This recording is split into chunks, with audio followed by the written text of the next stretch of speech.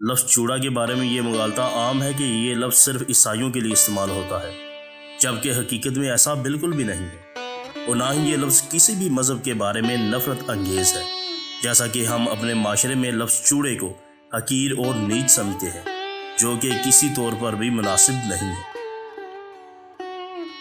بسم اللہ الرحمن الرحیم۔ ہسٹری ایکسپوز کے معزز ناظرین، السلام علیکم ورحمۃ اللہ وبرکاتہ۔ معزز ناظرین، چوڑے کون ہیں، ان کے بارے میں آج ہم آپ کو مختصر بتائیں گے۔ امید ہے آپ یہ کلپ پورا سنیں گے تو آپ کے علم و عمل میں ضرور اضافہ ہوگا۔ معزز ناظرین، اس لفظ کی تاریخ کچھ یوں ہے کہ شمالی ہند میں صفائی کرنے والے لوگوں کو مختلف ناموں سے پکارا جاتا تھا، جن میں چوڑا بھی شامل تھا۔ یہ مختلف نام پر ہیں: مہتر چوڑا، لال بیگ، ہلال ہور، ہاکروپ۔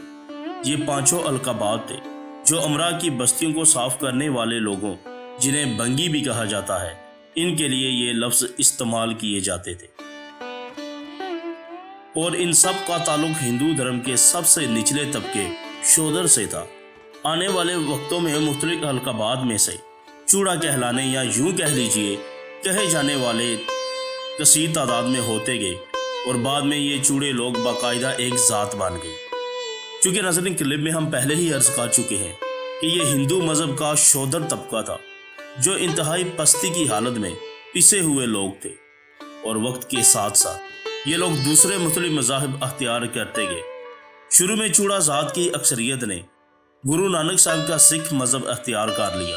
اسی وجہ سے برصغیر میں سب سے زیادہ چوڑے بھارتی پنجاب کے دیہی علاقوں میں آباد ہیں، اور ان کی تھوڑی تعداد اپنے پرانے مذہب ہندو مت پر ہی قائم رہی، جنہیں والمکس ازم بھی کہا جاتا ہے۔ جبکہ مغربی ہند کے پسے ہوئے ان ہندو چوڑوں طبقوں نے عیسائیت قبول کر لی، جو اب موجودہ پاکستان میں آباد ہے۔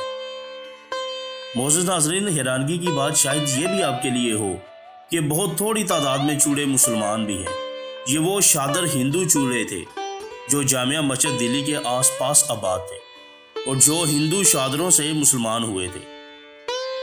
لیکن 1820-30 سے لے کر آنے والے 100 سال میں عیسائیت مذہب بہت تیزی سے برصغیر میں پھیلا، اور یہ لوگ بھی تیزی سے عیسائی ہونا شروع ہو گئے۔ بہرحال برصغیر میں ابھی بھی مسلمان چوڑوں کی ایک قلیل تعداد آباد ہے، جو مسلی یعنی مسلم چوڑے کہلاتے ہیں۔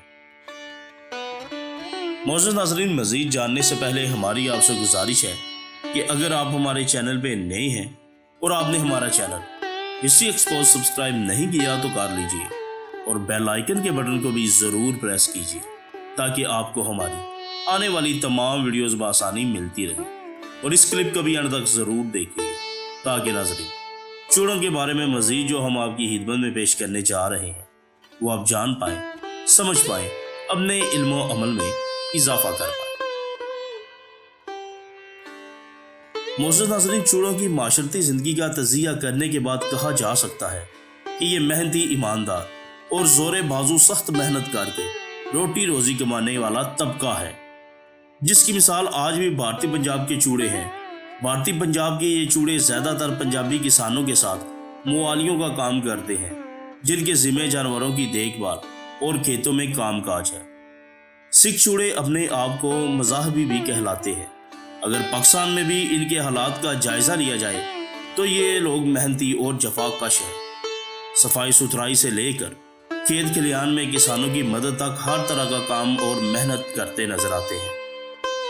پنجابی زبان کے نامور شاعر میاں محمد بخش صاحب رحمۃ اللہ علیہ نے اپنے ایک شعر میں لفظ چوڑے کا استعمال کیا ہے، اور میاں صاحب رحمۃ اللہ علیہ فرماتے ہیں: بے حیائی دے حلوے نالوں ساگ سرسوں دا چنگا، بے حیائی دے حلوے نالوں ساگ سرسوں دا چنگا، بے غیرت دی یاری نالوں سنگ چوڑے دا چنگا۔ میاں محمد بخش صاحب رحمۃ اللہ علیہ نے اپنے اس شعر میں اس طبقے کی اسی عظمت کو ایک عظیم استعارے کے طور پر استعمال کیا ہے۔ شعر کے سیاق و سباق اور مرکزی خیال کو دیکھا جائے تو یہاں لفظ بے غیرت کا مطلب حرام خور، حرام کھانے والا یا محنت کر کے نہ کھانے والے کو کہا گیا ہے۔ تو اس کی دوستی کی نسبت سے یہ چوڑا بہتر ہے، جو معاشرتی لحاظ سے پست ترین ہے، لیکن حق حلال کی روٹی روزی کما کر گزارا کرتا ہے۔ تو معزز ناظرین، آپ کو آج کا ہمارا یہ کلپ کیسا لگا؟ چوڑوں کے بارے میں جو ہم نے آپ کو بتایا، کچھ خیالات تھے، کچھ مغالطے تھے جو ہم نے کلیئر کیے، آپ کو کیسا لگا ان کا مختصر تعارف کمنٹ سیکشن میں اپنی رائے کا اظہار کرنا ہرگز نہ بھولیے گا۔ ہم آپ کے منتظر رہیں گے، دعاؤں میں بھی ہمیں ضرور یاد رکھیے گا۔ ملتے ہیں ایک نئے خاص بہترین۔ اللہ نگہبان۔